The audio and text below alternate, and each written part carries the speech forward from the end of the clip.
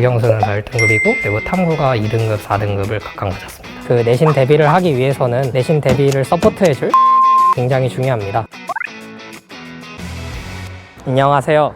저는 서울대학교 다니고 있는 식품동물생명공학부 1학년 문선우라고 합니다. 오늘은 여기 있는 서울대학교 저와 함께 다녀보시면서 여러분들께서 궁금해하실 질문 답변하는 시간 가져보도록 하겠습니다. 그럼 출발해 보실까요?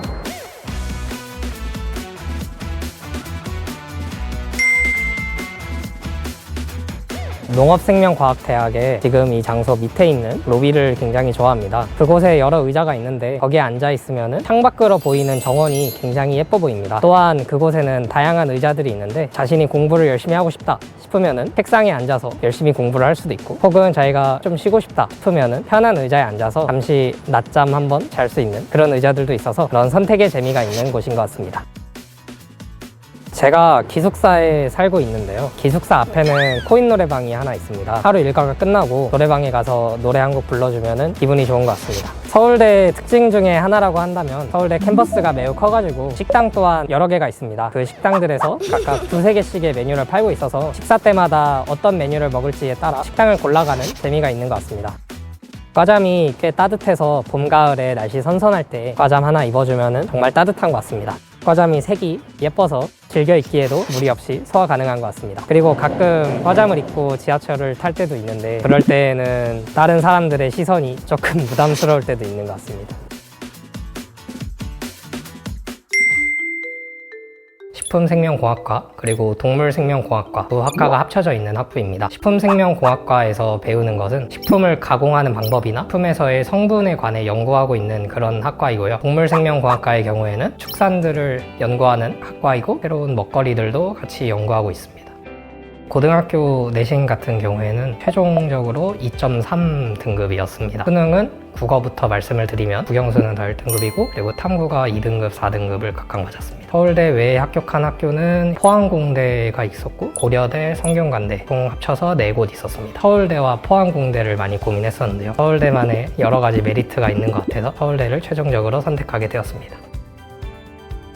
학생부 종합전형에 합격을 하게 되었습니다. 이 학생부 종합전형의 경우에는 수시 전형이기에 기본적으로 내신 성적이 매우 중요하고요. 세부 특기 사항이 매우 중요합니다. 저 같은 경우에는 그 세부 특기 사항을 위해서 과학적인 탐구 활동들을 여럿 하였습니다. 그 중에 하나 제가 기억에 남는 것은 실험이 한 가지 있는데요. 장내 미생물이 제로슈가가 장 안에 들어갔을 때 어떻게 변화할지가 궁금하여서 그 장내 미생물들을 배양해보는 실험을 해보기도 하였습니다.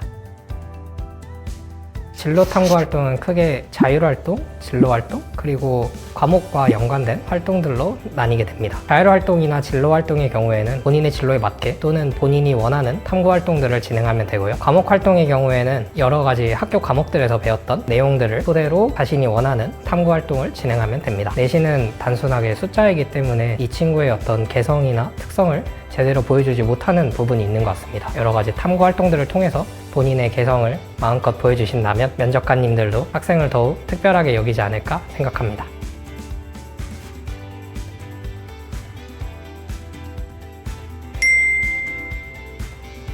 제가 중고등학교 학생이었을 때에는 강의가 공부의 시작이었던 것 같습니다. 학교에서도 수업을 들으면서 공부를 시작하였고 밀크티에서는 일별로 컨텐츠를 제공을 하는데 그 컨텐츠의 시작은 항상 강의였던 것 같습니다. 그래서 선생님들의 강의를 들으면서 개념을 이해하고 그것을 통해서 공부를 할 수 있었습니다. 그런데 대학교에 와서는 강의를 통해서보다는 책을 통해서 공부를 많이 하게 되는 것 같습니다. 책을 여러 번 읽어보면서 개념을 이해하고 그것을 통해서 공부를 할 수 있는 것 같습니다. 수학과 과학은 진입장벽이 있는 것이 사실입니다. 그런데 수학과 과학에는 일정한 시스템 혹은 메커니즘 이런 것들이 존재를 하여서 진입장벽을 넘어서 그러한 시스템들을 이해하게 되었을 때는 자신이 이해한 내용을 다른 부분에 적용하기가 생각보다 쉽습니다. 그런 것들을 적용해 보면서 공부에 흥미를 가질 수 있는 것 같습니다.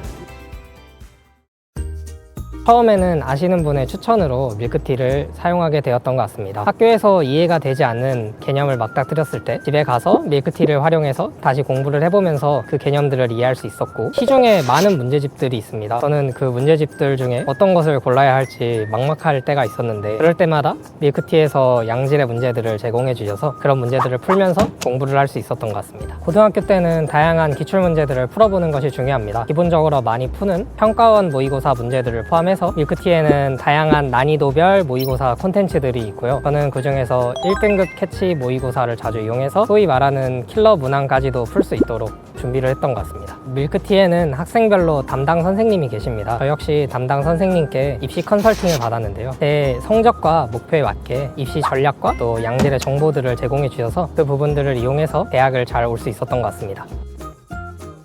제가 수시 전형으로 이 학교에 합격하였기 때문에 내신이 정말 중요했습니다. 그 내신 대비를 하기 위해서는 내신 대비를 서포트해줄 자료들이 굉장히 중요합니다. 그래서 그 자료들을 밀크티의 컨텐츠들을 이용해서 제공받았는데요. 대표적으로는 티쌤 족보, 비법 노트 이런 것들이 생각이 납니다. 저희 과 동기들이 부스를 열어서 그것을 구경하는 재미가 있었던 것 같고요. 또한 이번 폐막제에 뉴진스가 참석하게 되어서 공연을 재밌게 보았던 것 같습니다. 밥약이라는 제도가 있습니다. 1학년 후배가 무조건 선배한테 밥을 사달라 하면은 선배가 무조건 밥을 사줘야 하는 제도이고요. 저 역시 밥을 몇 번 얻어먹었던 기억이 있는 것 같습니다. 그리고 뻔선 뻔후라는 제도가 있는데 선배와 후배를 1대1로 매칭을 해서 서로 도움을 주고받는 그런 제도가 있습니다. 선배와 후배가 한 쌍이라고 쳤을 때 세 쌍을 한 그룹으로 만들어서 그룹끼리 놀기도 하고 뻔후가 뻔선에게 밥약을 걸기도 하고 뻔선이 뻔후에게 족보를 줘서 그것을 유용하게 활용할 때도 있습니다. 저도 처음에 서울대 왔을 때 내가 이 학교에 올 수 있을까 걱정이 앞서기도 했는데요. 감사하게도 이 학교에 들어와서 여러분들께 서울대를 소개할 수 있어서 정말 기쁜 것 같습니다. 목표를 가지고 열심히 하는 자의 모습은 멋진 것 같습니다. 여러분들께서도 열심히 노력하셔서 서울대에 올 수 있으시기를 저도 열심히 응원해 보도록 하겠습니다. 화이팅!